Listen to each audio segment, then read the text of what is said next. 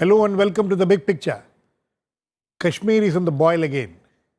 After 2010, when the valley had witnessed unrest for months and had led to over 120 deaths, unrest has resurfaced.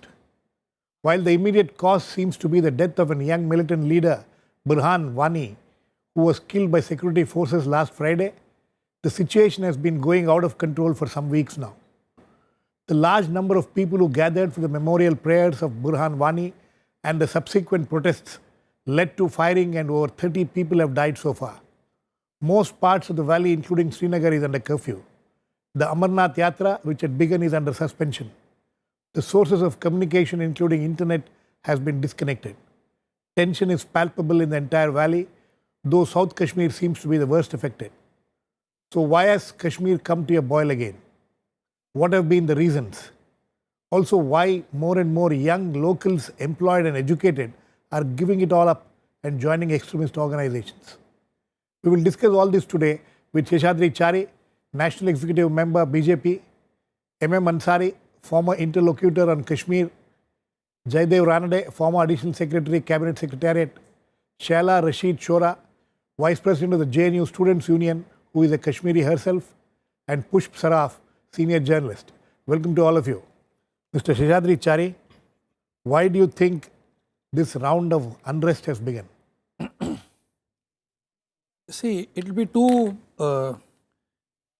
early to say that it was all expected and it was very much on the expected lines.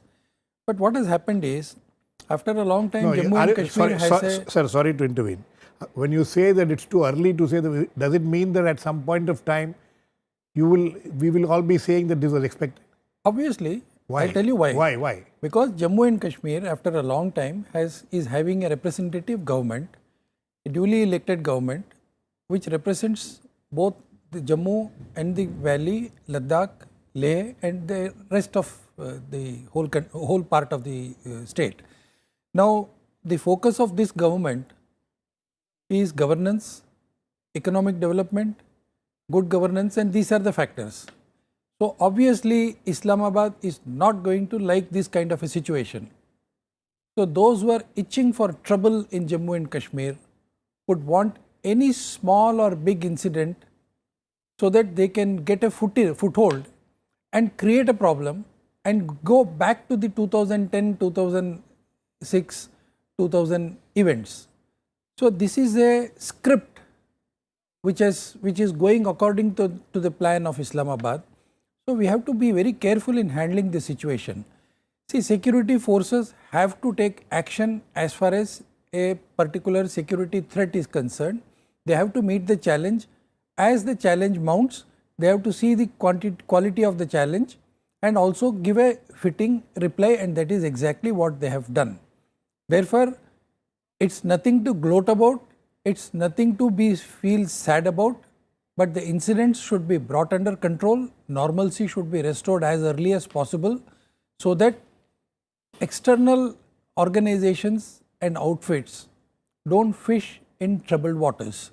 This is what we have to see. This should be our priority number one. Okay, Mr. Ansari. Mr. Ansari, do you think that this round of unrest which we are witnessing now has, as Sheshadri Chari feels, a reaction to the government which is ruling there? Well, it is not only a reaction to the ruling government, but it is a reflection of non-performance of the state government and also non-implementation of the various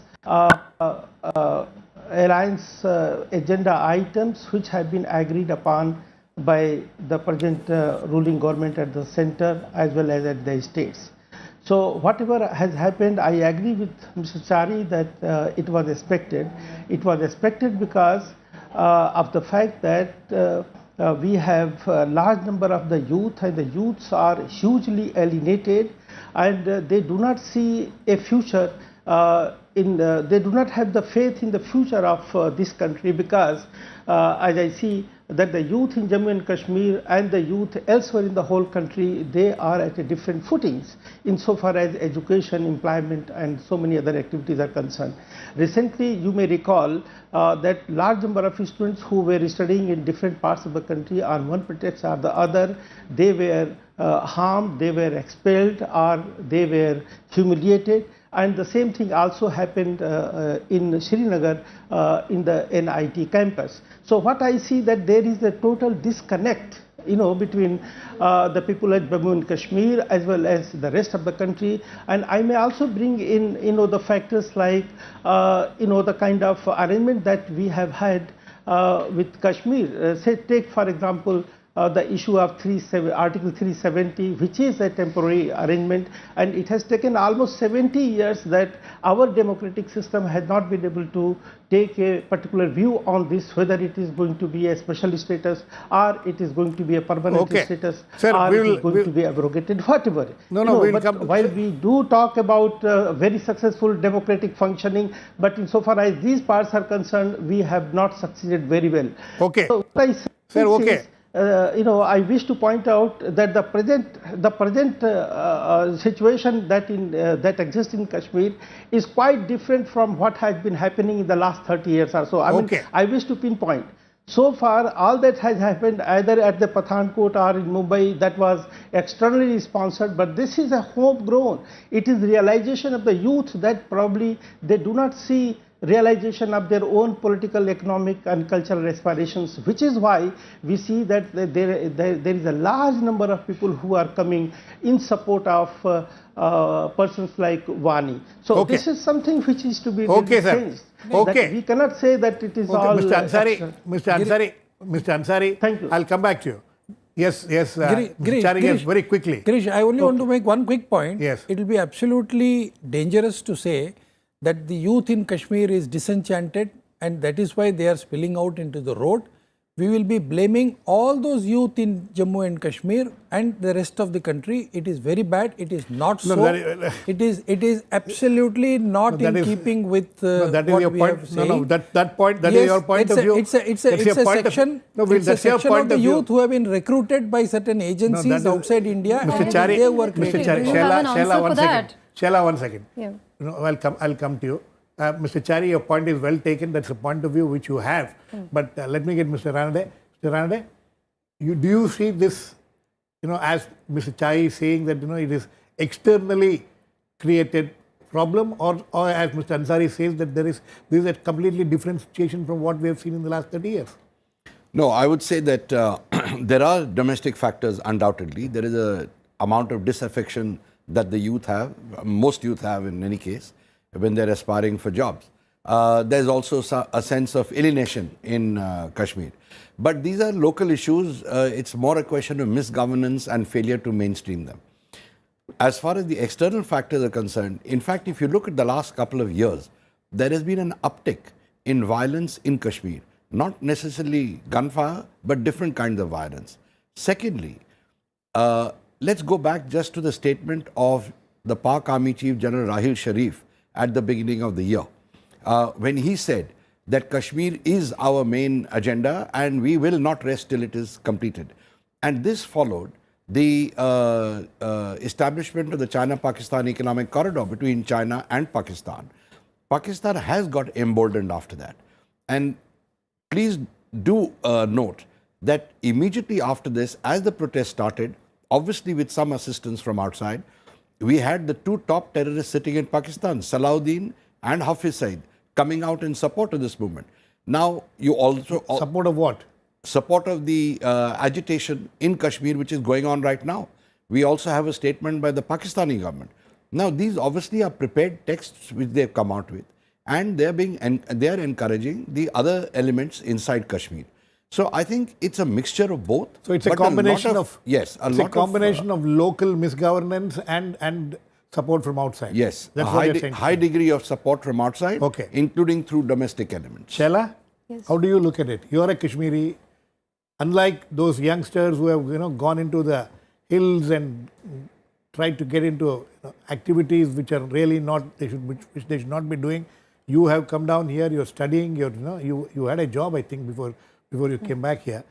So why is it that the youngsters of Kashmir are, taking into these kind of activities now? See, in this, if we actually see the life of Burhan Wani himself, that itself becomes a prism for looking at many things. Why does a 20-something get recruited into Hizbul Mujahideen? The BJP representative here sitting, he says that they are trying to recruit. But why do people get recruited? And this is not a very large number also. Unlike in 1989 when it was, almost every youth had picked up a gun. It's not like that. These are very few in number. We're still why are they talking getting about 100, 150 people, that's all in the... Yeah, I mean by the army's own figures. Yes. These are very, very few people. But you see that if you look at his own story, he says that I have seen this kind of atrocity by the army and then I got recruited into this. He's been very clear about this. But here's the thing, I mean Kashmir is neither a terrorism problem nor is it a human rights problem. It is these and a political problem. There's a political problem which we have been ignoring for a very large, very long amount of time. And if you see what Burhan Wani says in his last video, he has talked about, one video which I particularly came across, which he says that Kashmiri Pandits should be asked to come back. They are like our brothers. He says that don't touch the Amarnath Yatris. They should be allowed to. So someone like him who is 20 years of age and is not charged with any heinous crime, for example, no bomb blast or no killing per se, the state has absolutely... He was showing some intentions. He was, yes, on Facebook and all, he was posting this on YouTube, etc. The state has absolutely no strategy to talk to him, reach out to him, make him surrender, whatever. There is absolutely no strategy to talk to people like him. There is also no strategy to talk to people. Like you can say that Burhan Wani was a Hizbul Mujahideen commander, but the lakhs and lakhs of people who are there, you can't call every one of them violent. You can't call every one of them Hizbul Mujahideen. They are local people who, most of the time they have nothing to do with politics. They may not even, bother who is coming to power, whatever, very, very ordinary people. They are coming out on the streets. This requires an introspection on part of the government. Why is it like, what is the failure? Why we have failed so far to talk to people there? The problem is that during peacetime, whenever say between 2010 and 16, there is absolutely no effort. At some point they had sent some interlocutors, but the people were not very happy with the limited mandate given to them. Kashmir is a political problem. It needs a political solution. You cannot think of, you cannot relegate this job to the army. The army does a counter-terrorism job. They cannot solve a political problem. So that is what it has become. It is being projected as a terrorism problem, as a problem of violence.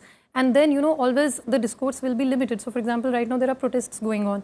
But if you see the mainstream media discourse, it is focused either on what some person has said about the Burhan Wani, or it is focused on the violence, etc. It is not just the violence. It is a mass phenomenon right now. I have never seen so many people coming out. It deserves an intervention on part of the government. So many people coming out for a terrorist or a suspected terrorist, death, his memorial service, so many people coming out on the streets. There is something which is happening there. Certainly. Firstly, he is a terrorist. I mean, from all that one reads, he is the commander of the Hizbul, etc. So, whether he actually picked up the gun and did something, I'm not aware, but that's how it's defined. The fact that so many people came for his funeral is certainly something that people need to sit up and take notice of. But I would mention 2 points here, going from what she said. Firstly, there is a feeling of disaffection, I grant you that.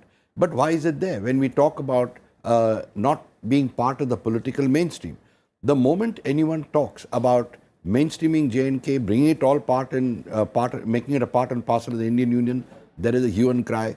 The moment we leave it as it is, again there is a criticism. So I don't know where we are wanting to go. There is a problem there. And if I may just complete, yes. If we look just at the per capita incomes, etc., there's really no reason for them to complain compared to the people in the rest of the country. Pushp, is it a political problem? Why has it resurfaced now? Why do you think, where does the problem lie? Yes, the present turmoil, to think that Hizbul Mujahideen will keep silent, whether it is present government or any government, is, I think, a wrong notion. Hizbul Mujahideen has been quite active. And Pushp, long before... one second, one question. Yeah. Now, the recruitment of locals, the local youngsters who are educated, who are employed, giving all that up, going and joining these forces, all locals, why is this happening? Earlier, if you see their number, I know, but in the past it was more people coming from outside across the border who were coming and joining these forces, or now you see a lot of youngsters in the local areas doing that. Why do you think this is happening? Earlier also what happened, Girish, that many locals went across the line of control to get training. It's a matter of record. And two of the top militant leaders of the valley, they have spoken about it in detail. So right now, this social media came in handy for the many educated young people. You will find that level of education, general education, political awareness is very high in the valley. In the valley. There is hardly any family which is not politically, or any person who is not politically awakened. So the problem that has arisen, that though the situation presently, I will say, is much better so far as the presence of state institutions in the valley is concerned, compared to what it was between 1991 and 1996. Certainly. And that was the worst period. Yeah. And it was, everything was in debris at that. Exactly. And right now, the problem remains that there is a disconnect between the mainstream political spectrum and the youth. Who is in the valley. Mainstream parties. Who is responsible for it? This is always the people, the mainstream political parties must take the lead. They must take the lead in bridging the gap. Two parties have become the blame also and the lead also. Blame, but you have to realize the circumstances in which they have to work between 91 and 96. People were being that's past, killed for their political affiliations, and we have a new government in place. Yeah. This government was supposed to bring back certain amount of what has happened is the unrest has increased. It has not come down. Very true. Isn't it a fact? Very true. But Mehbooba Mufti has taken over as Chief Minister just now, and in this government, the major burden will have to be shared by People's Democratic Party, which incidentally is very well placed in the south of Kashmir, which is under turmoil at the moment. Exactly, which is there. Yeah, but it has to devise some strategy to do it, because all this, the killing has happened all of a sudden, and it's an emotive issue because the killing of a young man. And whenever there is an emotive issue, point is that the Western interests also play a role. Just imagine Pakistan issuing a statement, official statement on saying this that, yes. Not only Pakistan, the Prime Minister Nawaz Sharif, one of the first things he does after coming back to his country is to issue a statement about this. So Western interest also comes into play. There is no doubt that some there is an attempt to play in disturbed waters. But yes, Mr. Chari, you wanted to say. No, Girish, I'll take off from where Pushp Saraf left off. Obviously, maybe given another 2-3 days, the Home Minister has already spoken to all the political parties, and the government, both the Jammu and Kashmir government and the central government, are trying to evolve a sort of a political consensus. And overall, if you see the situation, political consensus about what? Political consensus on the need and necessity for bringing Kashmir back on peaceful governance track. That is exactly what is to be done. And remember one thing, it's very ironical. On the one hand, we say the Kashmiri youth is uneducated, they don't have jobs. Nobody says they are uneducated. And that is why there is resentment. There is a high level of literacy in Kashmir. On the other hand, maximum number of recruitments are from those people who are educated and employed. It's ironical. Therefore, we should see. No, Mr. Chari, I don't think, Kashmir's level of literacy is pretty high. Girish, the most important element in Kashmir is a peaceful, progressive, economically developing Kashmir. Mr. Chari, we have heard, is not to the liking of Islamabad. Therefore, your party is using Kashmir as a excuse. Sorry, Shehla, one second. It is every trick on the trade to destabilize the peace process in Kashmir. Mr. Ansari, sorry, Shehla. Mr. Ansari, that there will be attempts to destabilize, there will be attempts to not allow peace to happen is a given as far as Kashmir is concerned. We know this is what is going to be done by the people, by forces across the border. Now the question is, you as interlocutors, you went there, you came back with a report, you had several recommendations and suggestions made. How much of it has been implemented in these last few years since you gave the report? Well, you have asked a question and that question has also the answer. Let me now come to the basic question that you have been asking as to what is the motivating factor for the youth of today to wage war against the Indian state, in one form or the other. And the reason is that you may recall that the UPA government constituted half a dozen committees, and those committees have recommended CBMs with respect to LOC, trade. They made suggestion about human rights violation, how to tackle it. They also made suggestions about political processes that are to be engaged with Pakistan as well as with the mainstream and other political leaders in Kashmir, and they made a whole range of suggestions. Even when you mentioned about the interlocutors report, I may mention that the interlocutors were appointed on the basis of recommendation of at least 40 MPs from different political parties who had gone there in Kashmir in 2010, and they recommended for appointment of interlocutors. Interlocutors had gone to almost all the districts. They met thousands of people, and their views and aspirations were reported in the report. And unfortunately, neither the working groups which suggested number of CBMs nor the interlocutors report have been examined and nor implemented. And I'm not blaming only the government, the then government or the present government. Rather, it was a responsibility for all the political parties to come forward and see to it that those CBMs were implemented. And I think that forms the basis for the present day agitation, when you see that it is not the question of eliminating one Vani.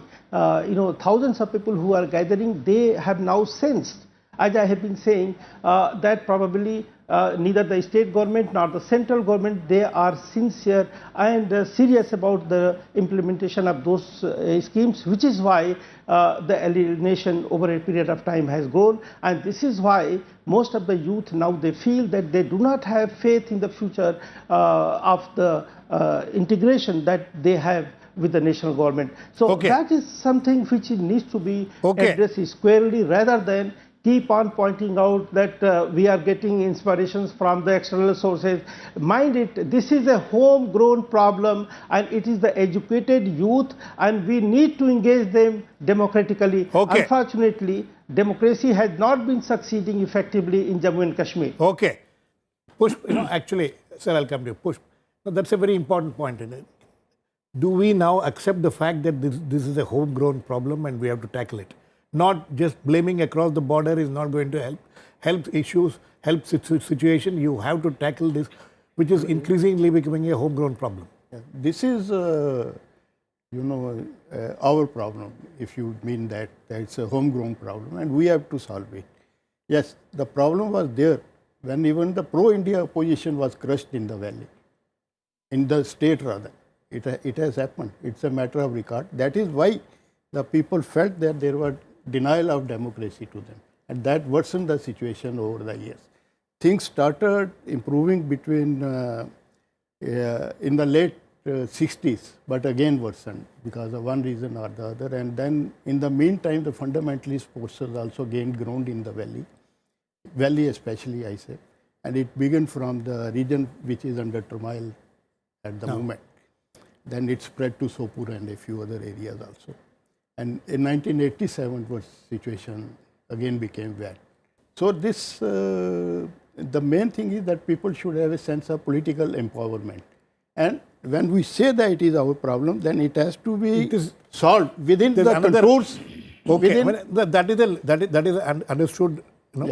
The fact of the matter, Mr. Ranade, is in this latest round of when we reading reports from various journalists who have travelled, who have seen. What is the reaction coming from there? the kind of oppression which the local boys and girls are feeling, because of which they are taking up to this kind of situation.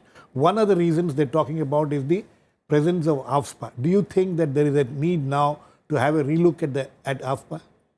I would go a step beyond what you said. As we all, I think, by and large agreed that there is a feeling of disaffection, people are unhappy and discontented. But I'd just point out that in the last over a decade, there has been democracy functioning in J&K. There have been elected governments, etc. So there is no question of them not feeling empowered. What is happening, in my view, is that a certain group of people are ensuring a degree of instability, political instability and social instability in J&K. I'm talking specifically about the separatists. And as far as the governments are concerned, central governments, regardless of who they are, they've just continued with old policies. I think it's time for the government in Delhi and along with the other parties to sit down and consider evolving a new policy for Kashmir, because we just cannot let this continue. And as far as AFSPA is concerned, it's the army also, when they are called in, they need some protection levels, and AFSPA provides them. If AFSPA is not acceptable to the local people, something else can be devised. But that should come under this rubric of a fresh new policy towards Kashmir. Shehla. I have something to say about that. The problem is that, see, whenever armed forces go to any area of combat, etc., they are not protected by AFSPA, and this is a very, very special law which has been devised only for the Northeast and for Kashmir. And the Supreme Court itself has said, it has now pointed fingers at AFSPA, saying that it should be, every killing should be investigated. And here's the thing, I mean, whenever you talk about, this is a very brief point I want to make, but this is a history of censorship.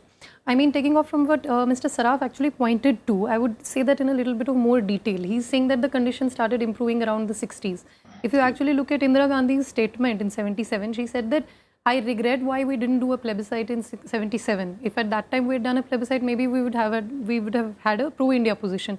This is Indira Gandhi's statement. The thing is that there has been a total. First, the plebiscite front was banned. Then in 87, you had this rigging of elections. Now today, if anyone talks about Kashmir, you are either sent to jail or you are declared a terrorist, or you just can't talk about Kashmir. The problem is the space has to be opened up where all the Kashmiris are taken as stakeholders, and not just the Kashmiris, all the people of the region, Jammu, Kashmir, Ladakh, people who have moved outside, people who are there, everyone has to be made a stakeholder. Like, this can't be an India-Pakistan talk which goes on in 5-star hotels and whatever diplomats come from here and there. Kashmiris have to be taken on board and spoken to. We can't just censor. Mr. Chari, do you think the time has come for a fresh approach to this problem? The old approaches have not worked. Do you agree with that? No, I don't think we have to have a totally new approach or a fresh approach. Every kind of approach has been applied to Kashmir from time to time. What is important is to secure our borders, keep the domestic issues under check, try to improve governance, and also try to stop outside interference as much as possible. Okay, sir. As far as treating Kashmir with kid gloves, and as far as treating Kashmir as a state which is absolutely different from the rest of India, if every state government, if we have been able to function on the basis of federalism in all other states extremely well, I don't see any reason why we should not have there is no fresh federal structure with Jammu and Kashmir. Okay, there is no fresh approach. Therefore, there is nothing special about Jammu and Kashmir at all. Sorry, we don't have any more time left. For any more party questions. is polarizing the whole country. What are you talking about? But the question is whether the seeds of discontent across the country, and you will have a civil war. Sorry, Shehla. BJP will be responsible for a civil war in the country. Out of time. Whether there can be a fresh approach to solve these problems. Mr. Chari obviously doesn't feel there is a need for a fresh approach, but maybe that is the only solution. We'll have to wait and watch how these things. Hopefully, as Pushp earlier said, that in the next few days there may be a temporary peace or in Kashmir. We'll have to wait and watch. Thanks to all my guests. Please keep watching. We'll come back with another issue in the big picture same time.